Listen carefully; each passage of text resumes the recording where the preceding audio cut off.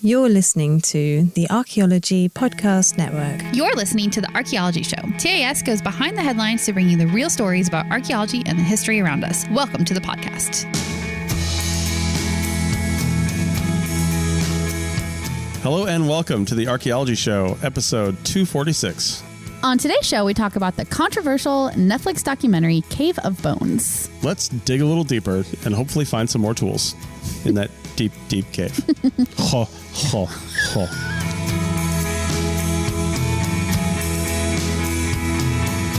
Welcome to the show, everyone. Merry Christmas. Oh, wow. It's Christmas Eve, isn't it? Points to anybody who gets that reference. Like, literally anybody. You're my best friend. So it's Christmas Eve when we're releasing this episode. So our Christmas present to you is talking about, Netflix. Scandal in the archaeology world. Scandal? It's not a scandal. That's not really a scandal. It's just a little bit of a controversy, I guess, maybe a little bit. Every discovery is a controversy. It's not that either. You're making something out of nothing. I am not. Go look at all of the links and sources that we have linked in our show notes. But so what we're talking about today is Homo Naledi and the documentary on Netflix called Unknown Cave of Bones. Yeah. And I think we heard about this documentary when it came out over the summer, but we were busy, we were traveling a lot. We just did not get around to watching it when it first came out, but it sort of circled back into our sphere sometime recently. And we were like, oh yeah, that thing, let's watch it and talk about it. So that's what we're doing today. Indeed. So take a look at the links. If you haven't seen the documentary, go watch it. If you don't have Netflix or you don't want Netflix or for whatever reason, there's something that I linked to. It's in our notes as, let me go up here, Cave of Bones Explorers Club talk with Dr. Lee Berger, because I was I think I mentioned this on the last show, I was in a hotel room and I couldn't get my Netflix to work because I wanted to watch it while I was on a client meeting. And so I just looked for something on YouTube, and the Explorers, he's part of the Explorers Club. He's a member, and they did a talk earlier this year. I think it was in the early fall. Yeah. And it's really good. I mean, it's got video, it's got pictures. It's him talking about what made up this whole documentary. Yeah. But it's more of a, I wouldn't say a scientific lecture, but it is a little bit more presentation. Yeah, a little more than the documentary sensationalism that they do. The documentary is super slick, but it does have those sensationalized moments. Whereas it sounds like that is a little bit more information presentation sort of a thing. So. It's good. It's very engaging. It's about an hour. There's some questions and answers at the end, and it's really good. And the documentary is just a little over an hour too. So it's like an hour and a half. It's not a huge commitment, but it's totally worth watching for sure. So let's start this off by talking about Homo Naledi and the Rising Star Cave and what that's all about. Then we'll get into the documentary. Yeah, for sure. So Homo Naledi is the most recent addition to the human family tree, or not human, but the pre-human. What is the word I'm looking for? Paleoanthropological family tree, And Naledi is means star. Okay. By the way. Gotcha. Yeah, that's where I Homo did not Naledi, know that, but that makes sense. Because of Rising Star Cave. Yeah, they were found in the Rising Star Cave in South Africa. Yeah. And in 2013, I think, is when the bulk of the discovery of these remains happened. Yeah. At least the initial discoveries. Yes. Yeah. Yeah. And they really figured out what they had going on there. And it was Dr. Lee Berger here who's lived in South Africa his whole career, basically. He's actually from Georgia, which I didn't know. Oh, but I didn't know that. He's lived in South Africa for his whole career because he's a paleoanthropologist. If you want to be a paleoanthropologist, well, you need to go where the paleoanthropology is. Yes, and South Africa has long been a hub of this kind of stuff. What? Partly because of the cave systems. You mean it's not Georgia? It's shocked. Really not Georgia. Although Georgia, the country, has a lot of cool stuff too. They do. I believe that's where the Denisovans were. Oh yeah, good point. Good point. So, okay, well. Anyway, so he's been there, and it was something interesting. His son actually found a rock that was a skull of an early Homo. I can't remember which one it was. Yeah, I remember hearing about that too. Yeah. So the group of individuals found in the cave have this interesting mixture of human and ape features. This would be the Homo Naledi. They were not like anything that had previously discovered, which is why they pushed to give them a new species name. And as far as I can tell, this has been 10 years since this happened. So it's pretty well set in the academic community that Homo Naledi is a new species. They're like a new side branch on the family tree, essentially, right? Well, there have been more bones found of Homo naledi than any other Homo species in existence ever. Yeah, right. For sure. I mean, besides maybe Neanderthal, but for I don't even know if that's true, to be honest with you. I mean, there are so many individuals in this cave that it's irrefutable that this is a new species. Yeah. Regardless of what you think about it, it's a new species. It definitely is. And this is a new, very old species. They date to somewhere from 236,000 to 335,000 years ago. So, so very, very old, pre-human, pre-modern human for sure.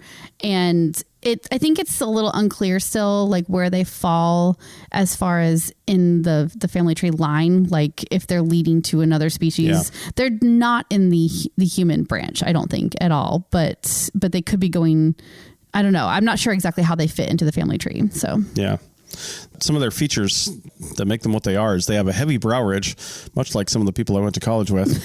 They're flat-nosed and have a protruding mouth. That was really mean to the people you went to college with. What's wrong with them? Actually, there was this one guy who was super cool, very smart, but we always used to say he had definite like Neanderthal genes because he had the biggest brow ridge I've ever seen in my life. Really? Yeah. Well, you know what? It still exists in modern humans today. So He was cool though. He knew it though. But anyway, so protruding mouth like an ape. Their teeth, however, were more similar to modern humans than apes, and their brains are very small, which is one of the reasons why, if you're going to build a controversy around this thing, a lot of people, when the research first came out, were like, there's no way an individual or a being with brains this size could do the things that you're saying they're doing. Yes, that is because we didn't have evidence of it before that. Yeah, it's the heart of the controversy, really, is how small. Their brains are about a third of the size of a modern human brain, like about the size of an orange, which is quite small, really, when you think about it. I know. I'm like, an orange that you find like at a fruit stand, or an orange at the grocery store, like a navel orange or a clementine. Like which kind are we talking about here? What kind of orange?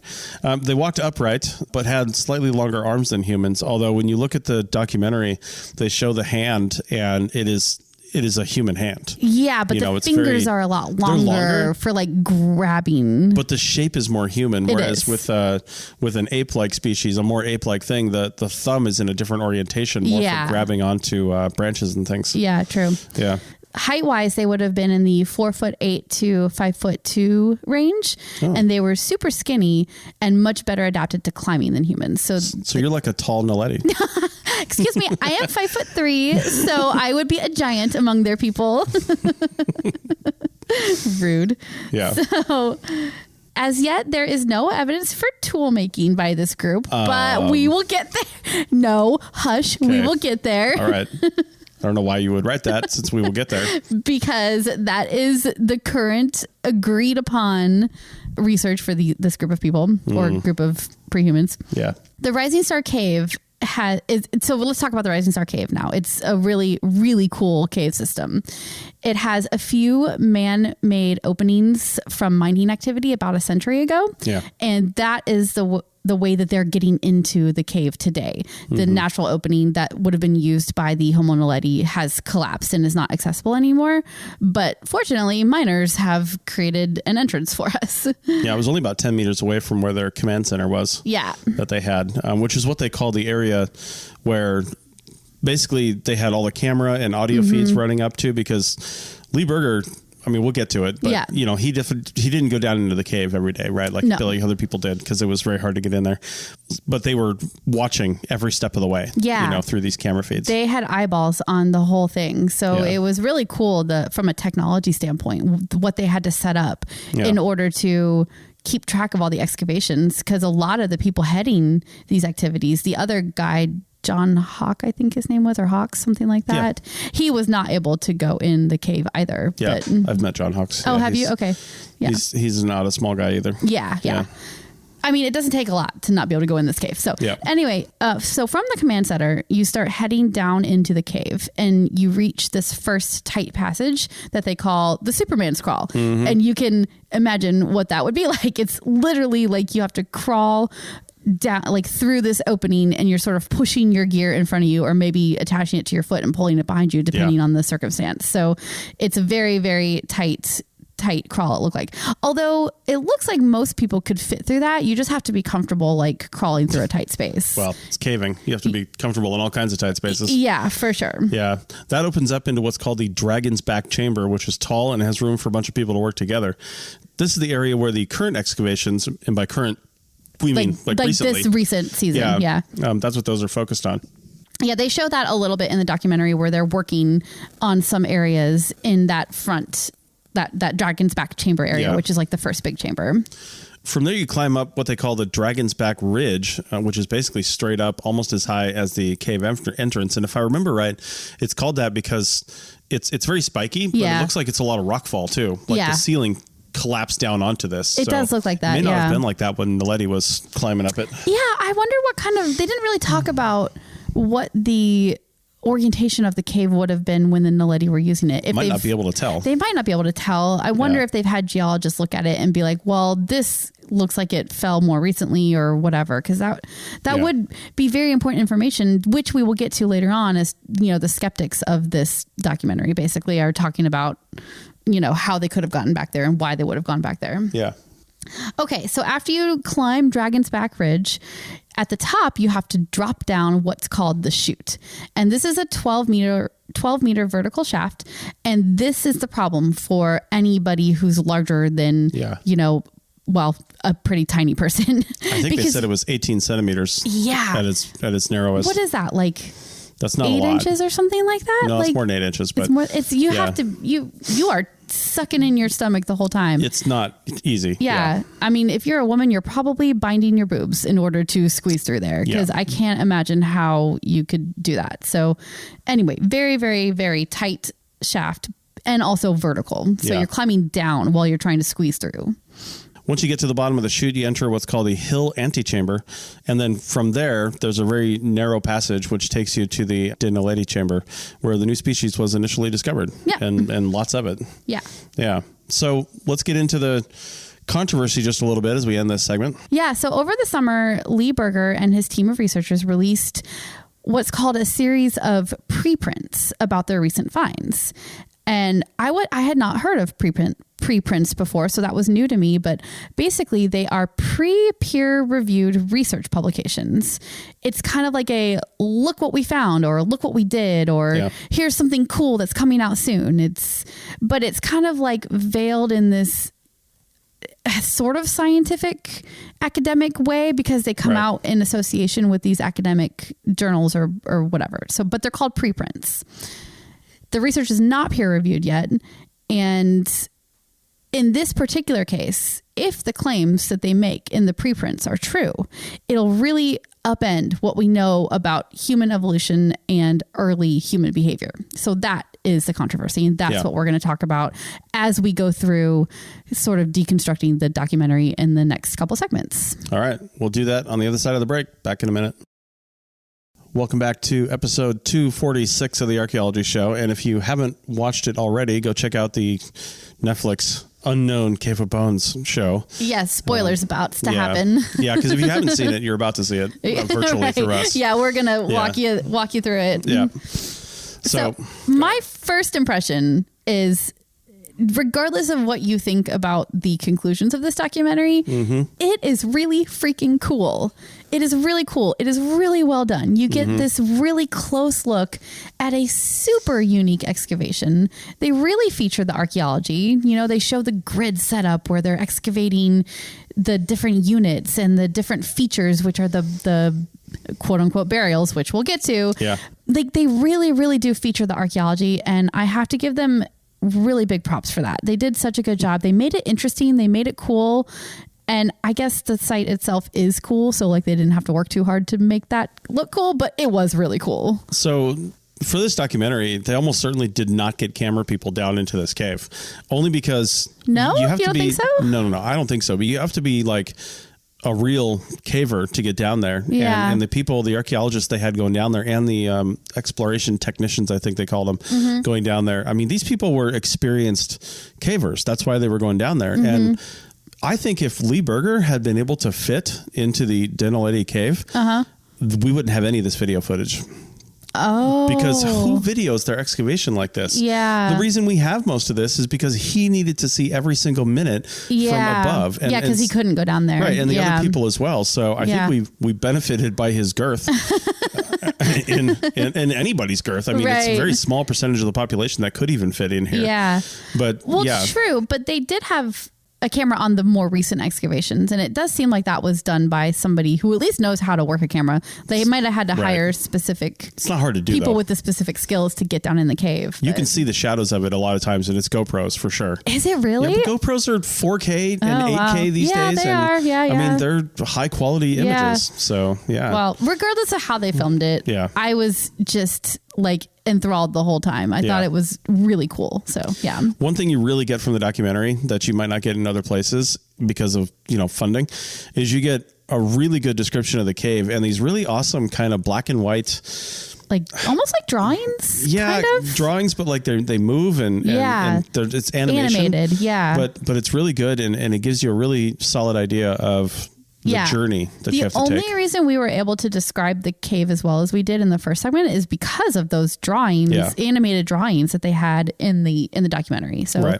that was really great. And keep in mind too, I mean, there are some narrow passageways, but the only place that Berger couldn't get to and other people that are just too big was the actual Naledi chamber at the very end because of the chute. Yeah, they just couldn't get through that chute. Yeah, we described the chute and it was just, in fact, in the documentary, he's on his way down and he's like, I can't get through this one part. He's like, it's like a centimeter. My chest just gets grabbing it. So he got up and somebody had a hammer and they basically like chiseled away part of it. Yeah. Spoiler alert. He does go into the chamber at the very end of the movie. Yeah. That was like one of the dramatic moments they had. Right. But they had to like hammer some rock out of the way so he could fit through. Yeah. So like we've said a couple times, they have very sophisticated video and audio equipment that goes with the excavators so that it can be managed from the command center where Lee Berger and the other folks that are managing it can keep an eye on things. And so during the initial investigations, Berger and his team, Berger? That's what he said in the Explorers Club.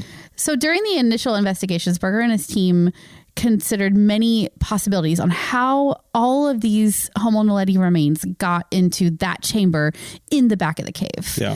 They thought maybe animals had dragged the bones in and then they dropped them through the shafts. That was one theory in the very beginning, not currently, but in the very beginning. But then they examined the bones and there's no bite marks on the bones. That's what you would see on bones if there were animals dragging them around. Yep. Also, there was at least one articulated foot. And if you have articulated remains, they probably weren't dragged around by animals because they would fall apart, We have been recently accused of having too much jargon in our podcast, which surprises me. Oh, really? Yes. Oh, I didn't know that. Oh, yes. Okay. And so articulated is a little jargony, isn't it? Articulated just means it looks like a foot would look. It was put together. Yeah. And all the pieces are still the bones arranged. are in the orientation they would be as you look at your foot now. Mm-hmm. And the only way that happens is if it gets down there with flesh around it to hold those bones together. Yeah. And like pretty solid pieces of flesh. It can't just be like the little droopy bits that you see. Yeah. It's got to be solid enough that it's still connected and stays together. Yeah. This was an actual foot when it got into the cave. Yeah. Yeah. Okay. So we've got to throw out the animals dragging the bones in. So, next theory. Yeah, so the next theory is that Homo Naledi themselves dragged the bodies through the cave, and they brought them in there on purpose. Mm-hmm. And were looking for a place to, protect their dead. Yeah. For lack of a better way to say that. Yeah. Yeah. And they kind of like went with that theory for a little while. And they have a little bit of proof of that because there is evidence of beetle activity on the bones. And those particular beetles would only have done that if there was still flesh on the bones when they were deposited in the cave. Yeah. So they know that these remains got there with flesh on them still, basically. Yeah.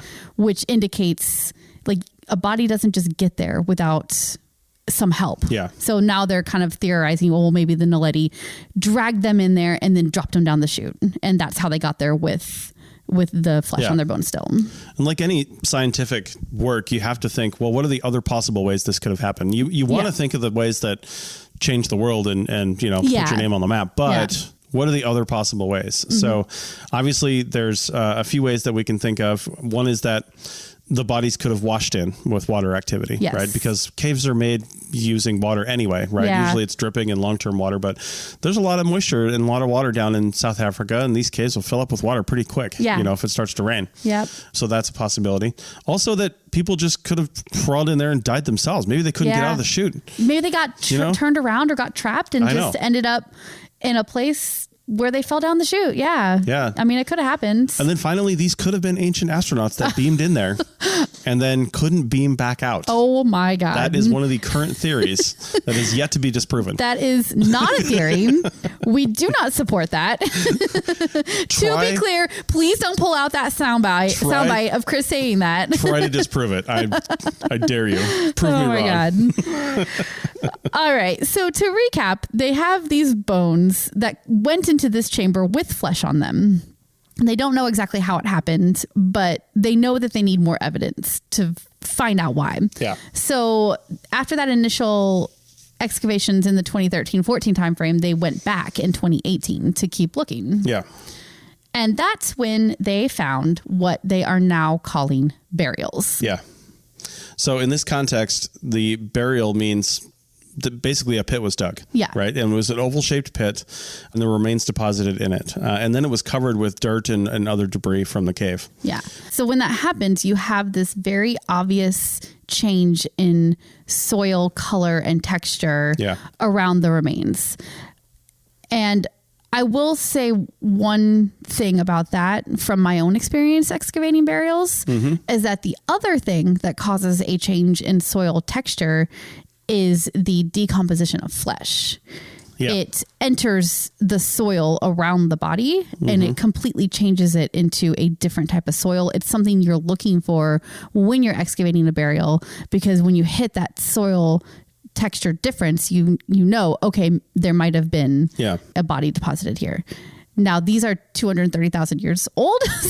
And there's bones in the burial. So so like I don't know that is necessarily true in this case, but that's what they're saying. Well, one of the things that led them to believe that this was an intentional burial and not just something that was laid here and then covered with dirt naturally is, and this I don't feel like was covered very well in the documentary. Really? He really had good pictures of this in the talk that I saw.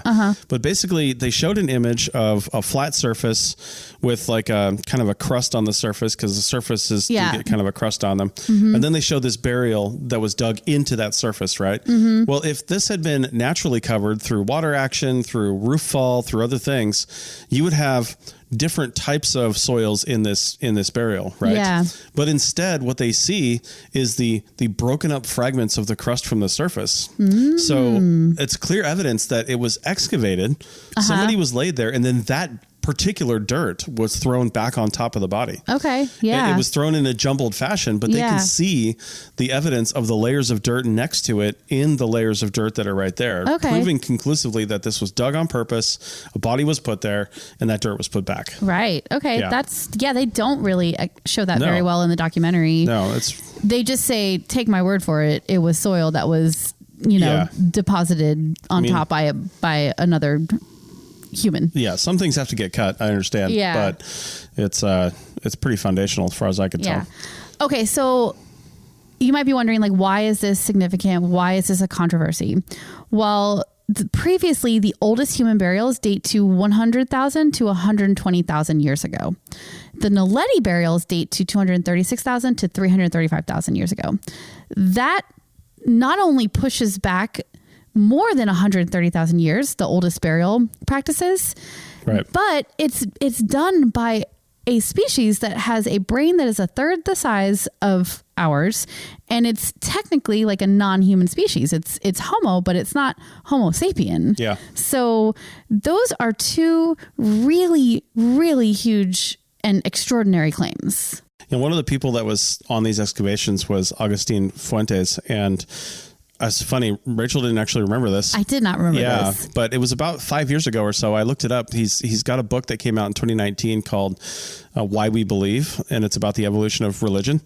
And we used to belong to a group called the Reno Freethinkers, and we got him on a Zoom call, Agustin Fuentes. I kind of remember it now that you start talking about it. To come into our meeting and basically talk to us about that book, and we ask questions and stuff. But one of the things he's talking about with this whole burial thing is you got to think, there's a lot of emotion tied up in this, and it's a very complex, advanced way of thinking that animals just don't do. They just don't do it. Yeah. But there's the emotion is, I can't handle watching your body eaten by other animals. I can't handle watching the elements destroy you. I can't handle all of this stuff. Therefore, I'm going to either bury you, or I'm going to take you deep into a cave where nobody can possibly find you. And then I'm going to bury you there. Yeah. And that is a very complex emotional state. It's so complex because it's not just take you into a cave and bury you. It's take you under, like drag your body underneath the Superman's passage where you have to be on your hands and knees crawling and pushing a body through, and then dragging it up this huge, the dragon spine, and then down through the chute where, granted, they were much smaller individuals, so they would have fit a lot better, but still, like, that is so much work just to find a place to put their dead to rest, which is almost a little unbelievable to think that, like, that the people doing this, I keep saying people, but I mean, I know they're not like non-human. They're homo. Yeah. The Homo Naledi doing this, and they have such tiny brains. It's like, how is that even possible? That's why people are so skeptical of this. But the evidence of burials it looks pretty good from what we can see just, from this non-peer reviewed research. Well, I don't know about you, but we're going to take a break. And while we're doing that, I'm going to think about how my tiny brain relatives get anything done. All right. Back in a minute where we finish talking about the documentary.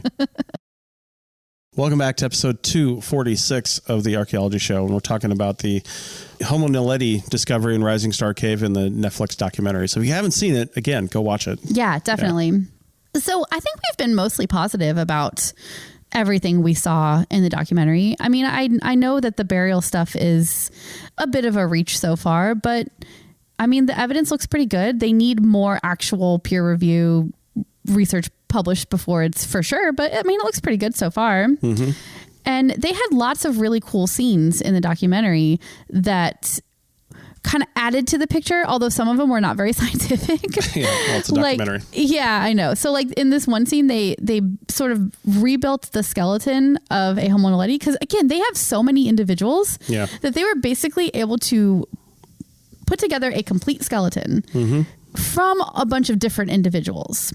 And that way you could see what the skeleton of one of these individuals would have looked like. And it was really cool. And it's not really worth anything from a scientific standpoint, I don't think, because it's not like, and it's not a single individual. It's a bunch of people put together, but it still was a cool visual to see it like that. Kind of makes you wonder. I was thinking about this with the fact that there's no 100% complete skeletons. Leads you to believe, like, there must have been some animals that got into there. There must have been. Because those bones were either drug away or eaten, or possibly they just didn't make the fossilization process. Oh, maybe, and they decomposed. Yeah, they just decomposed. Yeah, I bet that would be a big one. That's probably more part of it. And water activity too. I mean, like you said, caves are formed by water, so there would have been water in there at some point or another, mucking things up. Not like they've excavated down to solid rock yet either in all the whole thing. So it's possible that there's more just been movement. Yeah. Another really cool moment on camera, which maybe was a little staged, maybe not. They probably knew it was there and then like made sure they had cameras on it. But they uncovered, in quotes, a hearth or fire feature. And it looks like the hearth had bits of bone in it, basically bits of burned bone. Yeah, Berger was like, Naledi had fire and also cooked meat, and was really, he was standing there, and it was pretty cool. But the thing is, that is actually really cool, because seeing evidence of fire, you can see evidence kind of hearths because of the way it changes soil and things like that. But actually seeing evidence of fire like this, that's that old, regardless of the species that did it, is unheard of. Yeah, absolutely unheard of. It is. The preservation in this cave environment and how all that just worked out from a chemical standpoint is what caused that to be. But it's just unheard of to find something this old that is direct evidence of fire. And I think the thing that made me pause, though, is that they found this hearth in the first chamber, the bigger chamber that anybody could access. Yeah. And that would mean anybody in the last 200,000 years. Yeah. And they don't know for sure that this fire was created by the Homo Naledi. Definitely not. They just don't have evidence of any other human ancestors or humans in this cave. So I think it's dangerous to jump to the conclusion that it was Homo Naledi who made this fire, just because there's an absence of evidence doesn't mean that it's that conclusion. Yeah. Does somebody have to have died there to prove they were there? Exactly. Right. Yeah. So again, not fully excavated either. Maybe there are other burials there from modern humans. And this is in the area that the current excavations are focused on. So maybe they will find more direct evidence for who created that fire. Maybe it was Homo Naledi, but it might have been somebody more recently. Yeah. I suppose they need to date the hearth still too. They should be able to do some kind of analysis on it. Maybe not carbon-14 though, right? Because that wouldn't, I don't think you can go that far back with carbon-14, right? No, you can't. Yeah, they would have to find a different type of dating technique. Yeah. So, yeah. So other interesting things that I just noticed, because, I'm always looking at us with a skeptical eye at something like this, because it's our field, right? So I'm like, what are they doing? And one thing I noticed is that they showed tons and tons of fragments of bones with numbers on them, and the numbers were like in the 200s, right? But they never said how many individuals there were in the Naledi chamber where the Homo Naledi were found. And I looked it up online, and the minimum number of individuals the estimated number of individuals is 15, which is a massive number for paleoanthropology, right? Yeah. But when they show these fragments of bones with numbers in the 200s, it makes it seem like there's a lot more individuals. It's just the fragments that are counted. It's just the fragments that are counted. That's why I wanted to make sure that was clear. It wasn't clear in the documentary. That was fragments, not individuals. Yeah, of course. You wouldn't put the same number on every bone. Yeah. Yeah. And another sort of, I guess, critique I had is like we talked about, they had all these amazing animations that they were doing, sort of these almost like sketch animations, right? And they did one for this supposed burial that the Homo Naledi would have done, and this teary-eyed group of mourners gathering around a dead loved one. The body is wrapped with some kind of cord, which of course they have no evidence for, because cord would not survive in the archaeological record. And I just was like, that is a really nice fantasy, and that's the kind of thing that archaeologists love to sit around at a bar having a beer and fantasizing about that. But I'm not sure that those kind of fantasies have a place in documentary world or in research. Is where those belong. They don't belong in a paper. Only if they're clear in the documentary that this is an idea and this is a cool way it could have happened. Of course they were. They didn't say that this is how it happened, but what they're trying to represent is what we mentioned in the last segment is that you don't make this journey, this perilous journey, even for somebody who's 4'8" and it probably wasn't as perilous for, but they can fit in there. But it was still really difficult. You didn't have flashlights. You had fire you were trying to maintain while you're going in this really dark, scary place. Yeah. And not only that, but you're bringing your dead, relative or friend along with you. And the emotion that's part of this would have been real, right? So they were definitely sad to see this person go. Otherwise, why would they be going through so much trouble to bury them? And I don't know if they even had tears, to be honest with you. But I appreciate the theory behind the animation, right? Yeah. Like I said, this is the kind of stuff that we love doing. We love to sit around and theorize how something could have happened. Yeah. It's the fun of doing this kind of work, right? For somebody who doesn't do this kind of work. Yeah.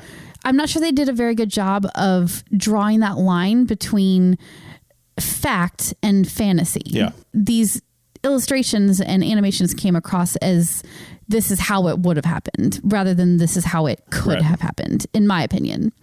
So we got to talk before we end the show about one of the other major finds that they had here. And one of these was from a child burial. Yeah. So they found these really tiny finger bones, and when they were looking at this, they were super fragile, and they were like, how are we going to get this thing out of here? I don't think we can excavate it. So they ended up wrapping the entire thing without excavating. They wrapped the entire thing in plaster, like you would do like dinosaur bones or something. And then they pulled the entire piece out of the cave, this whole small child. Yeah. It's crazy. Like they did an animation, I think of it as well, where they were pulling it up the chute and all the crazy. Oh no, it wasn't an animation. They had actual footage of it because they have cameras on everything. Yeah. It's so crazy. They still haven't, as far as I know, they still haven't broken into this plaster. I don't think they have. But they did do a CT scan. So Lee Berger's wife is also a scientist, but she's also in the medical side of things. And she has a CT scanner, and they looked at it, but it wasn't high enough resolution. They couldn't really get the detail that they wanted to really find out what was going on here. But one of the things they did see was it looked like there was a piece of rock in with this burial, and you don't find a lot of rock in there. They said that's not like roof fall, and this wasn't roof fall rock. This wasn't anything else, because it's all like limestone and stuff in there. So, but this rock was different, and it was like kind of like flat, and it definitely had like a tool like shape to it. So they I thought this was really funny. They started calling it the tool like rock. Which is exactly what it looks like, really. So So they ended up taking it to the European Synchrotron Radiation Facility in France, which is basically a gigantic scanner to do this, sub-millimeter level scan of the things inside to produce 3D images of what was in there. And they ended up seeing this rock that everybody is saying, my God, this looks like a tool. And it looks like it was directly placed in this child's hand. After death. It was buried with this tool in its hand. And maybe it was just like, you can speculate all you want, but a lot of times in obviously later burials and like the Egyptians and everybody else, they would literally give them things that would come to life in the afterlife and help them, like servants and things like that. These representations, also tools and things for weapons. Protection, food, supplies. You're going on a journey, right? We're not saying that these guys did that, but it could have been even something as simple as, well, the kid really liked playing around with this, and so they wanted to give him something comforting. But even that representation, that thought is incredibly so advanced, right? And we kind of glossed over this, but when they did this 3D image, they definitely saw a full skeleton encased in this piece of rock that is covered by plaster right now, that they just can't excavate it because it's too fragile. But I'm not sure they really need to, because they can see the full skeleton with this crazy good imaging. I think it's time. Do you think so? Yeah, I think they should. I just would hate to ruin it, but not gonna ruin it. They got to get to that rock and figure out if it's an actual tool or not. They also need to know if it was placed there or if it got in there in another way, which excavating might give them some clues about that. Because when they looked at the scan of the rock, there wasn't really conclusive evidence that it was a tool, and it could have just been a natural piece of rock that fell in. So that knowing if it was placed in the hand, if it's an actual tool, like all that would be very important. So, but in the documentary, they really played this up, right? Well, like they're making tools. These were a pre-human species that are making tools. I'm like, no. Like, let's back up for a second. Like, we don't even know this is a tool yet. So I don't know. There's a lot going on here. So there is, but like, we don't even know this is a tool. So I know. Slow your roll, guys. It's just two of the things that define Homo sapiens. Really is aside from brain size, is burials and tool making. They're the only species on the planet that have ever done something like that. Well, intentional tool making. There's tool use in other animals like chimpanzees, even dolphins and things like that. There's evidence of tool use, but not tool making. Right. That's a very different thing. Right. So expediently using something that already exists as a tool is different than seeing something and saying, I see something inside this that I can make. So there's another thing that they made that we need to talk about right at the end here is the pictographs, which really are petroglyphs. I don't know why they kept calling them pictographs. They did call them pictographs, so I went with that because that's what they called it in the documentary. Pictographs are typically painted images only, and petroglyphs are etched or scratched or carved in some way. Petroglyphs can be painted, but that doesn't make them pictographs. Yeah, I was like, maybe that's just a different term they use in South Africa or something like that. I don't know. Like it. Anyway. Yeah. So Lee Berger, who said famously he will never go down the chute because he was too big. Lost a whole bunch of weight to his credit. And because he wanted to go down there. And then on the way in, and I know you wrote up these notes. And you're very skeptical. You didn't watch the talk that I watched. I didn't watch it. You're right. But he goes in and on his way discovers these pictographs, and you said it felt very staged. It did feel very staged. Yeah. And I think they represented it that way in the documentary a little bit. But the way he said it was on the talk that I saw was, there were cavers going in, and they were very focused on the ground and getting through, and weren't really paying attention to some of that stuff. And even in the documentary, and I don't know if this was real or not, but one of the guys was like, you don't think that that's natural? Like, some people may have seen that and thought it was natural. And he's like, this is definitely not natural. He's just talking about that. And that couldn't have been staged because he only went down there that one time, right, for the documentary. I don't know if he's been down there since, but at the time, that was his first time down there. It'd be hard to stage that. Unless they staged him going down there the first time for the documentary. Like maybe he had already been down there once before. I don't know. The emotion seemed real. Yeah, and they had to like chip away pieces of rock for him to get down there. So I don't think it did seem real. That was all real. Yeah. So maybe it wasn't staged. I don't know, but it just seemed a little unbelievable to me that nobody had noticed these lines on the rocks and pointed it out at least. So, but that's fine. He had his dramatic moment of being the first to notice quote unquote rock art, but the scratches themselves, they're located on the dolomitic walls of a natural pillar at the entrance and exit of the passage that connects Hill Antechamber, which is at the bottom of the chute, with the Naledi chamber, which is where most of the burials have been found. Interestingly, though, I think they said that the child burial that has the tool in its, the quote unquote tool-like rock in its hand is near where these petroglyphs were found. Yeah. So there's a lot of reaching in the end of the documentary there, where they were trying to say that like reaching up to scratch the rocks. that they like scratched the rock, put that tool into the child's hand, and then buried the child. And I'm like, wow, that is a lot of separate things that you're trying to draw together into one story. And I wasn't super comfortable with that because I don't know that they could ever have evidence for that being the case. But they did. I mean, some say that it could be natural weathering, that's for sure. Mm-hmm. And you can't rule that out in some cases, but you can with some better scans, right? I mean, if you can see some definite, I mean, there's evidence that tools will put onto rock art, right? Mm-hmm. I mean, that you can say that this was made by something else. And I just don't know if, at least by the time this documentary is done, and even the talk that I saw, that work had actually been done. Yeah. But one of the things he did show in the talk that I saw was they put out these images, and they're calling it the hashtag, right? Because there's these like tic-tac-toe shaped etchings in one part of it with some other stuff superimposed on it. Mm-hmm. And there's almost identical scratchings in a cave up in Europe somewhere. I can't remember where it was, but it was, 150,000 years later too. Yeah. But almost identical. And by like Neanderthals, I think, right? Something like that. Yeah. So like, but it's very easy markings to make. They're very primitive. Yeah. It doesn't take a lot of brain size to be able to come up with something like that. It's more the intention behind it. Like the why of it all, And the earliest art by Homo sapiens that we know of so far is in the Blombos cave in South Africa. Yeah. It was made approximately 80,000 years ago. So again, like we're pushing the dates of this kind of stuff way, way, way, way back and into a different species, which is why this is all so extraordinary. And I don't think anybody's against it. All this stuff sounds amazing. I want all of it to be true. I really, really do.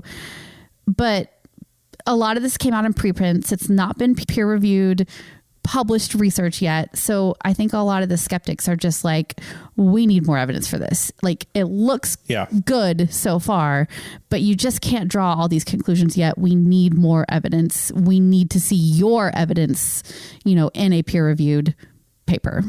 So I'll leave you with this. I don't think we need more evidence to know that this is real.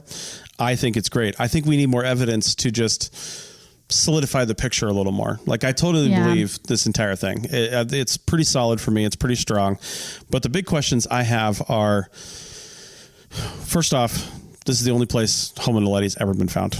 Uh-huh. Where's the rest of it? Yeah. Where's the rest of Homo Naledi? Now, there's not a lot. I mean, there's been a lot found in South Africa, but still, there's also a lot of animals down there that eat people, right? So there's not a lot of really good things left. Most of what's been found down there has been found in cave and limestone environments, right? Yeah. So, we need to find more stuff like that. But also, if they were so, quote, advanced 250 to 300,000 years ago, why didn't they change more dramatically than that? Why didn't they? But that's not even a fair question, because you see that in the archaeological record all the time, where somebody's doing something and they just do the same damn thing for 50,000 years. Yeah. And nothing changes. So that's, I guess, not too surprising. I wouldn't expect them to have cars 10,000 years later. Right. So, well, I would wonder, where's the rest of them? Yeah, and why aren't they in our direct line of evolution? Like they're on a branch over here. And probably didn't even contribute to. Well, we don't know that yet. I think that they're separate, but we don't know that yet. I guess maybe they are more in our direct line. But then, then humans or the ancestors lose that ability. Like, why didn't those abilities continue on, or have we just not found evidence of it? I don't know. This is a time frame when multiple human-like species were living on the planet. Yeah. Not all of them made it to Homo sapiens. Yeah, these right? guys just seem so advanced. So why didn't they make it? Well, why didn't the things that they were doing continue on to the next? But you're not asking the right question, right? Like they seem so advanced, sure, but maybe we just don't have evidence of the other human-like species at that time doing this because we haven't found it yet. It's the common problem of absence of evidence doesn't mean that it didn't happen. It just means we don't have the evidence yet. So it's really important to keep that in your mind. Were they advanced or were they just normal and we haven't found evidence that other species did the same thing? Yeah, I mean, it's definitely possible. It's a very unique environment that it's going to be difficult to find again.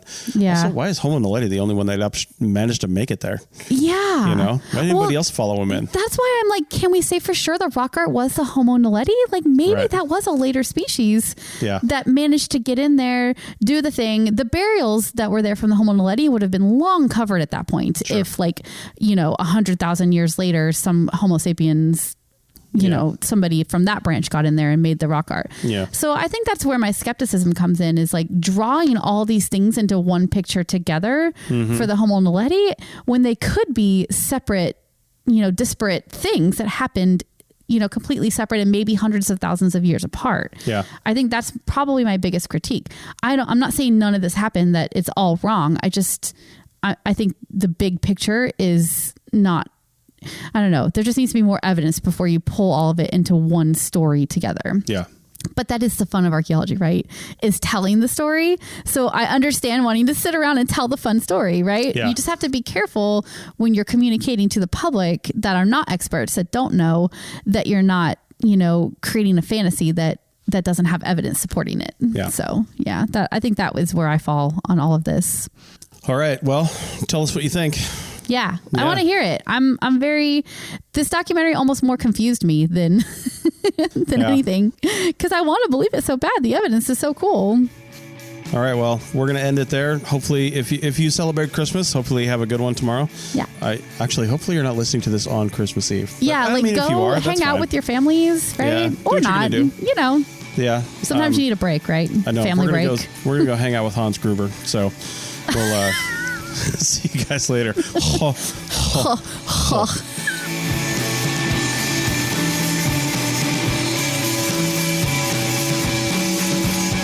Thanks for listening to The Archaeology Show. Feel free to comment and view the show notes on the website at www.arcpodnet.com. Find us on Facebook, Instagram, and Twitter at ArcPodNet. Music for this show is called I Wish You Would Look from the band Sea Hero. Again, thanks for listening and have an awesome day.